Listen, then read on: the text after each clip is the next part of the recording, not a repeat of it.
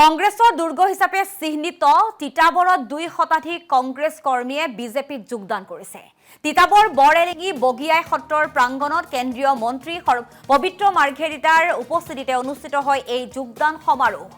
বিৰিনাথ ছায়েক গাঁও পঞ্চায়তৰ অন্তৰ্গত কংগ্ৰেছৰ 2 শতাধিক কৰ্মীৰ লগতে আন দলৰ কিছু সংখ্যক কৰ্মীয়েও যোগদান কৰিছে বিজেপিত। আৰু এই যোগদান সভাত যোৰহাট জিলা বিজেপিৰ সভাপতি শান্তনু পূজাৰী, প্ৰাক্তন বিধায়ক হেমন্ত কলিতা আৰু ধীৰাজ গোৱালাও উপস্থিত থাকে।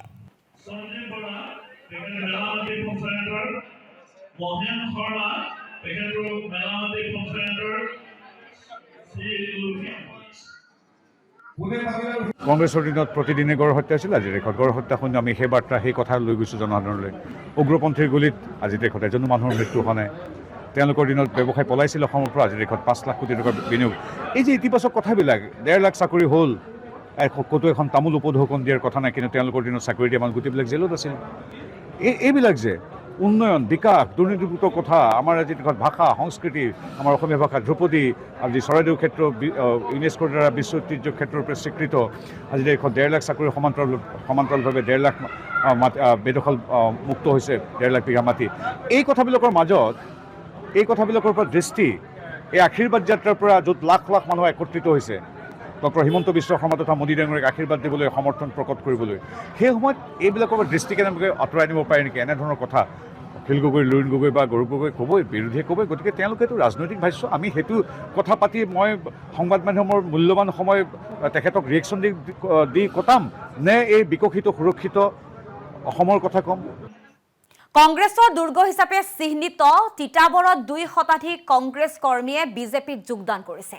তিতাবৰ বৰেৰেঙি বগিয়াই সত্ৰৰ প্ৰাংগণত কেন্দ্ৰীয় মন্ত্ৰী পবিত্ৰ মাৰ্ঘেৰিটাৰ উপস্থিতিতে অনুষ্ঠিত হয় এই যোগদান সমাৰোহ।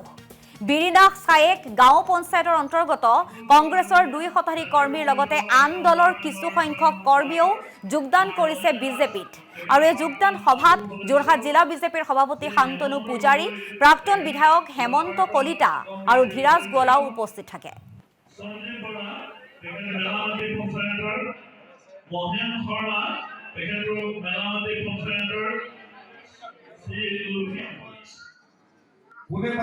কংগ্ৰেছৰ দিনত প্ৰতিদিনে গড় হত্যা আছিল। আজি দেশত গড় হত্যা শুনি আমি সেই বাৰ্তা সেই কথা লৈ গৈছোঁ জনসাধাৰণলৈ। উগ্ৰপন্থীৰ গুলীত আজি দেশত এজনো মানুহৰ মৃত্যু হোৱা নাই। তেওঁলোকৰ দিনত ব্যৱসায় পলাইছিল অসমৰ পৰা। আজি দেশত 5 লাখ কোটি টকাৰ বিনিয়োগ। এই যে ইতিবাচক কথাবিলাক, 1.5 লাখ চাকৰি হ'ল, ক'তো এখন তামোল উপঢৌকন দিয়াৰ কথা নাই, কিন্তু তেওঁলোকৰ দিনত চাকৰি দিয়া মানুহ গোটেইবিলাক জেলত আছিল।